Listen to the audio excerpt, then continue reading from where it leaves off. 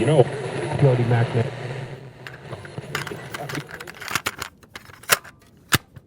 Good evening. How y'all doing tonight? You can do better than that. I said, how y'all doing tonight? My name is Alexander Richardson, and I'm so excited to welcome you all to tonight's performance. We're doing things a little differently at Barely There Theater this month, and we're really excited for you guys to see what we've put together. A few quick housekeeping things before the performance can begin. Please take this time to turn off or silence your cell phones or your pager if there happens to be a doctor in the building. Be courteous audience members, and be sure to stick around after the show for a quick message. That's it. That's the whole spiel. Now please sit back, relax, and enjoy Ghost Light, featuring Kassidy Holdridge.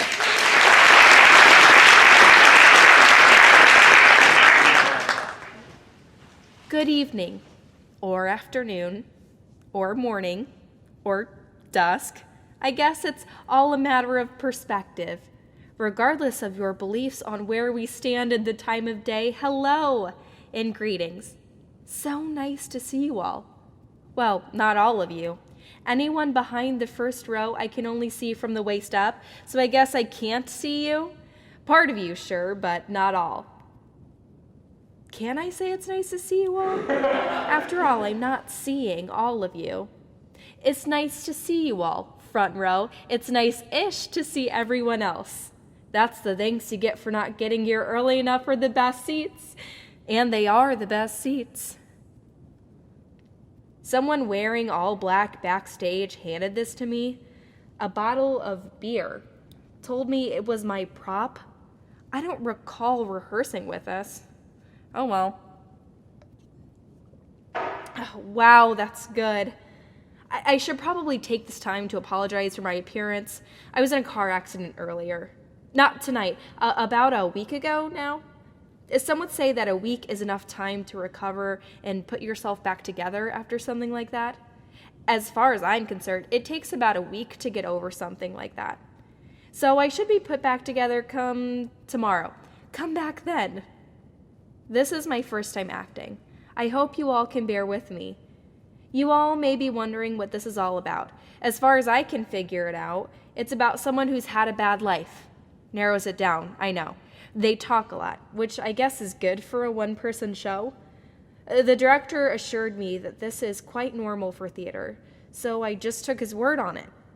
My first time acting. The script is kind of weird, and this was an intimate process to get here tonight. What else? There will be several points tonight where I ask questions of the audience. They're completely rhetorical, but please feel free to answer them. Whether or not you vocalize that answer is up to you. So, what do you all want? For me to quote Shakespeare?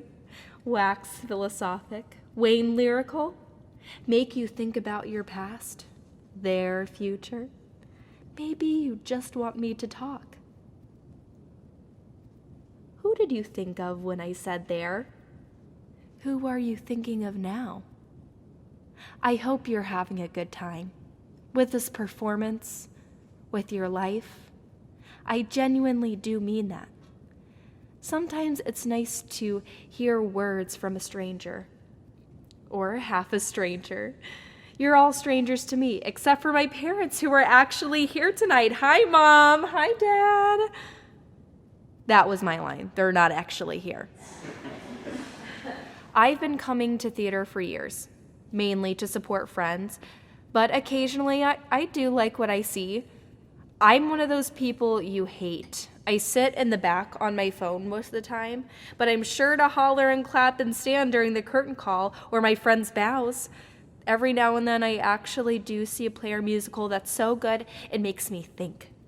Oh, not about the script or the performance or anything, but about the work that goes into it. I've always wondered when watching shows. I look at the lights and wonder why they are the way they are. Why they're pointed the way they are. Why the colors are the way they are. About why the sound designer picked that music for the scene change. It didn't work for me. He had to know that when he picked it, that it wouldn't work. But the thing I wonder about most is the actors, the characters. I sit there and I watch them talk and talk and talk, and I just kind of glaze over the actual performance. I begin to wonder, where does the actor begin and the character end? How much of a performance is real? There has to be some truth to it, right? Right? Otherwise, what's the point of coming? I could go see a movie just as easily. I'm still going to a theater. I can still claim I'm cultured for doing it. No. There's a reason people still come. There's something to it. When an actor gets up here and performs for you, they're telling you a story. It might be the one that the playwright intended. It probably isn't. There's another monologue about theater later on in the script, but it's from the character, not me. I don't really know if I like it, but hey, to each their own. Oh, sorry. I still have some nasty whiplash from that accident.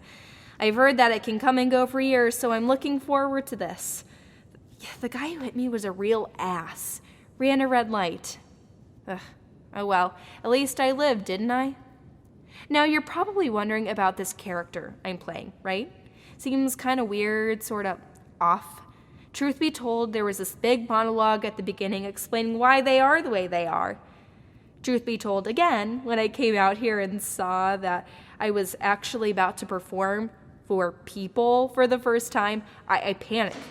I skipped right over the opening monologue, and you all had no idea until I told you I did that. Good one. Okay. I'm going to double back, do that quick bit, and then jump back to where we are in the story. Please all pretend that I didn't just tell you I skipped it. Jesus Christ. Hello all, my name is Max. My last name doesn't really matter. It could be yours coincidentally, but it's mine incidentally. I never went to college and I dropped out of high school. Growing up, I moved 13 times. I don't mean moving houses either, but moving homes. Having to relearn the accent I should talk with, the lingo I should use. For example, what do you call it when a building is opposite another on street corners? I call it catty corner. People out east call it kitty corner. People down in Texas call it the one next to the gun store. 13 times is a lot to move. It's even more when you're split between parents. Dad went one way, Mom went another. They flipped a coin each year to see who got me. I moved 13 times, so I never made friends. I wasn't good at it.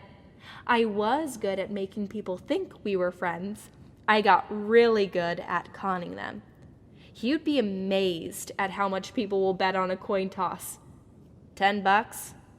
Their kid? I was in high school that I realized I really had a knack for taking people's money. So I decided to leave. Headed for the mountains. Went where the trees touch the sky and the people are foolish enough to touch the sky as well. The first thing I noticed about the mountains was the rain. It rains different up there. Sideways and up. It's as if that's how rain is supposed to travel. And it puts on a spectacle for those of us watching. The clouds seem confused that we're so close. That reminds me of this vacation I took in the mountains a while back. I say vacation, but really my roommate wanted to go. We go up in the winter. He's big into snowboarding. I wasn't. One particular night I went out for a few drinks. I hit up one of the local bars, same as every other night. A real hole in the wall. There's nothing like drinking in tourist towns. These bars have everything. Even the angry drunks will tell you a funny joke. Beer's out. Be right back. Hello? Hello? Hey, lady. Guy? Hey, person in black.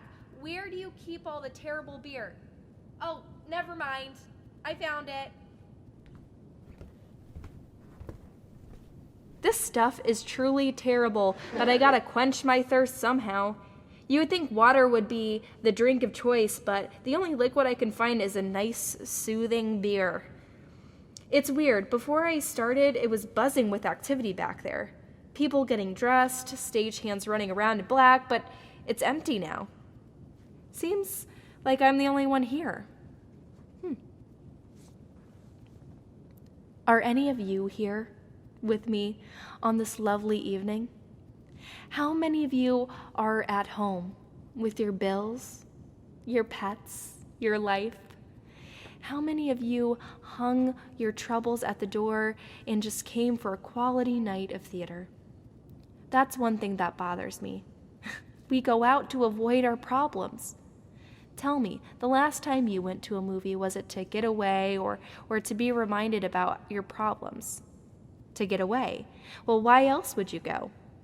But now it's all capes and superpowers and robots taking over the world. We go to movies to see life bigger and brighter than it possibly can be. But anytime you go to the theater anymore, it's all depressing. I think it's hard to watch. But I guess people like these types of stories, else theaters wouldn't be selling as well as they are. Ticket sales are just skyrocketing. Theater is magical that way. It can transport you to whole new places, teach you new things. It can teach you to appreciate what you have in your life. You may not have as much as your neighbor or that one dreamy movie star, but you have enough for yourself. Movies and television tell you to want more.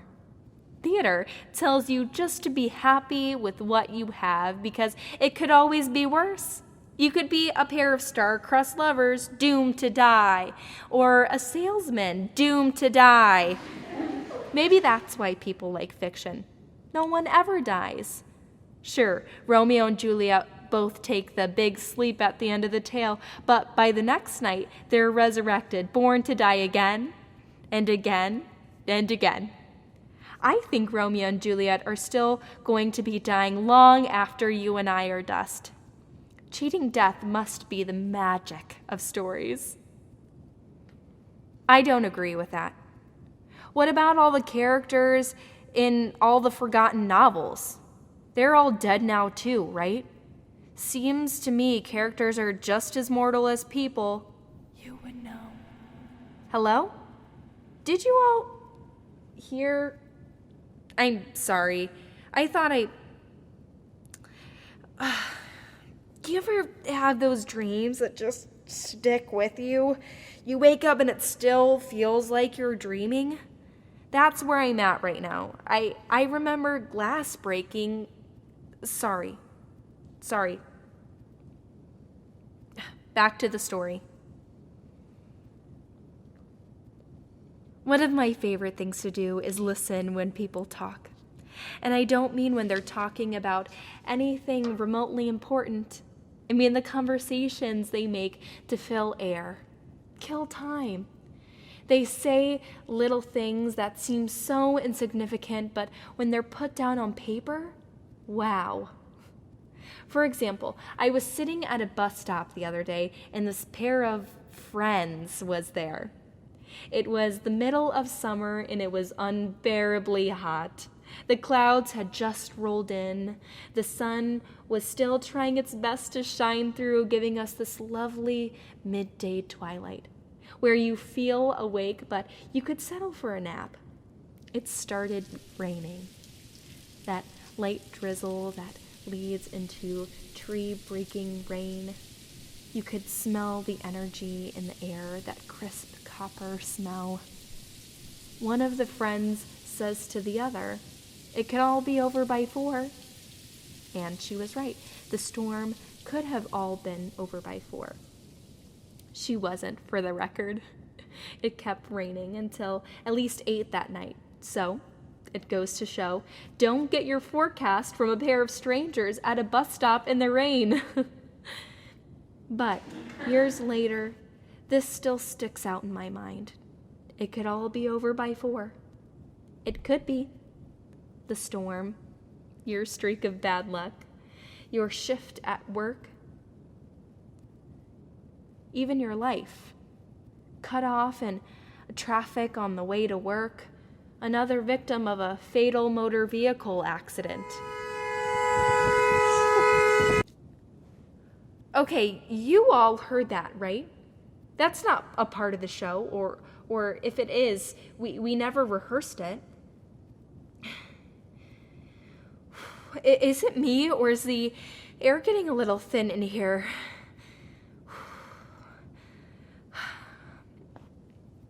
Oh, sorry about that. I just, yeah. Oh, sorry. Got really dizzy. Where was I? Anyone? Thank you. Before we go back on, I just like to say my character has a point to this whole memory thing. I think it's really cool what little bits you can recall just like that. I remember playing with toys as a kid, eating a sandwich on lunch break, walking down the hallway in 4th grade. I could tell you all about me playing with toys as a kid, but you don't give a crap. I could explain it perfectly and it still wouldn't matter. But that's fine. That's my memory. For me to keep. Finders keepers. Okay, sorry. I'll get back. Okay, it could all end at 4. Bad luck, vehicle. Yes, okay. Next. No. I'm going to take some time for me. I told you about the character earlier through the playwright's words. I never told you about me. My name is Max, ironically. That's ironic, right? I was never good with words. I didn't move much as a kid, stuck around to the same town, went through the same schools as my friends, all the way through high school. Graduated, went to college, decided it wasn't for me and dropped out. Got a decent job, moved, got a better job, made some friends, auditioned for this. Now we're here. Oh, and I got hit by a car. That too. But that's a small road bump. A pretty normal life. A nice life. A good life. So why am I here acting? Well, truth be told, I auditioned because I thought theater would be fun. I've seen so many of my friends do shows that I thought I would just give it a try myself. It looks like they're having fun. They like to complain a lot about it, though. So I Googled auditions in my area and saw that the theater was holding auditions for their season.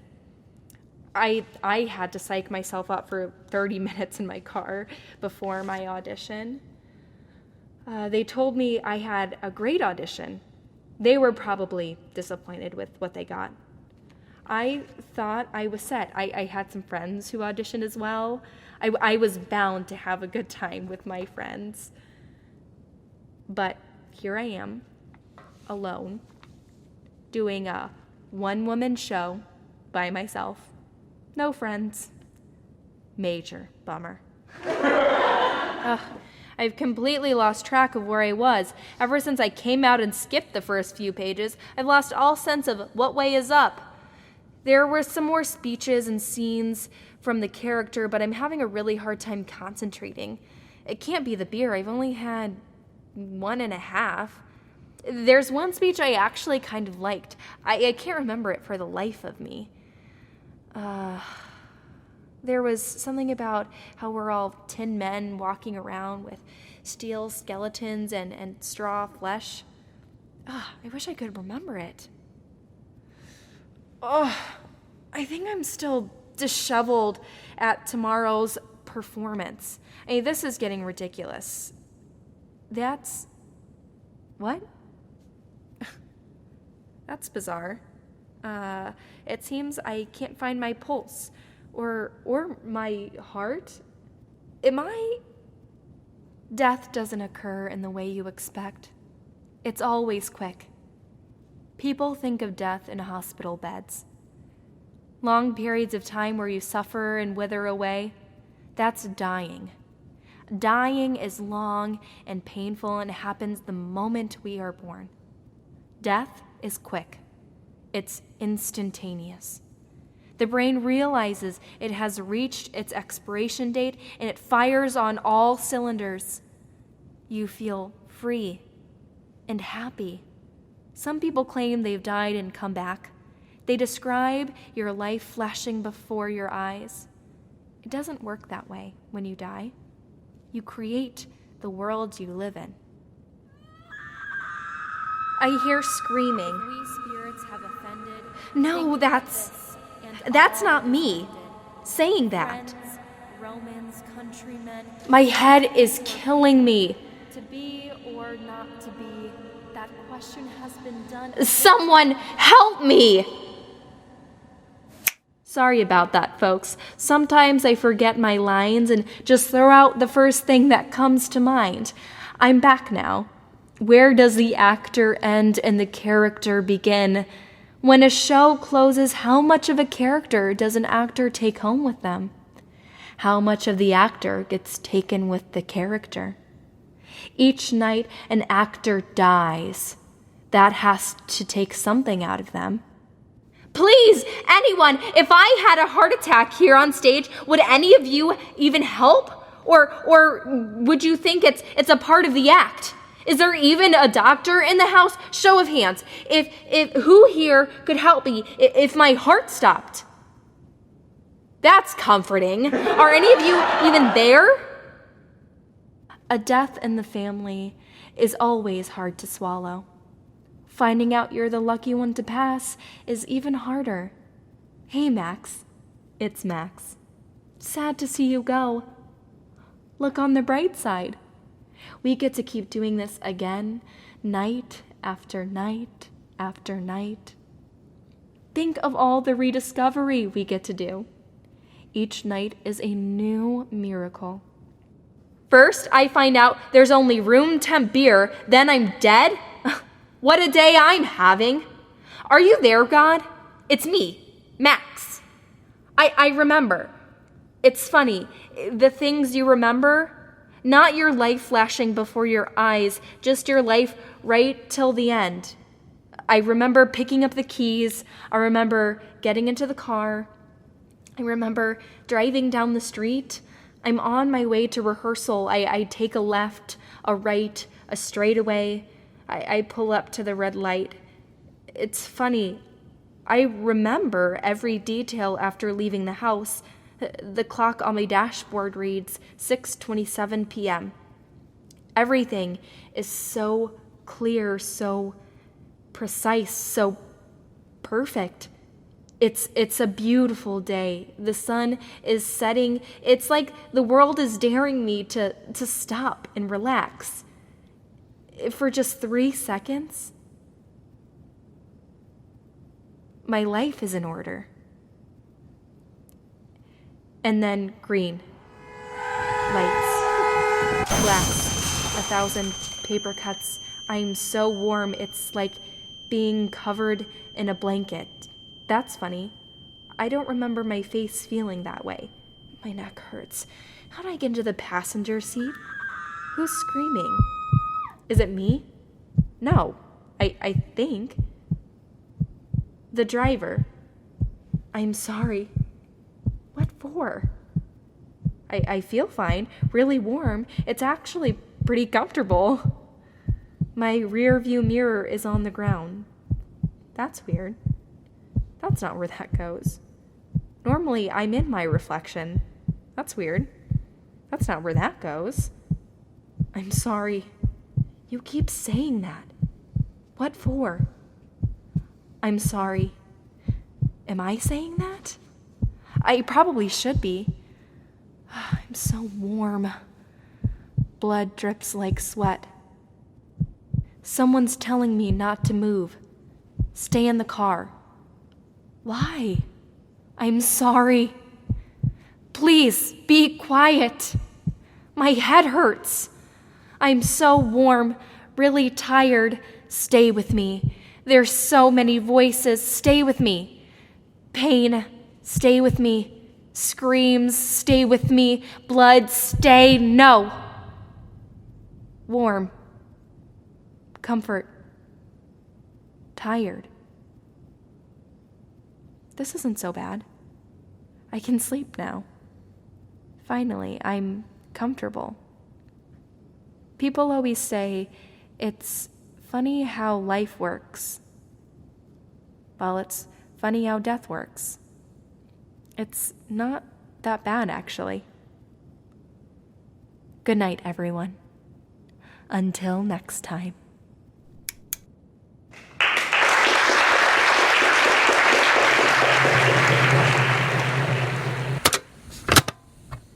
Thank you for listening to this month's play.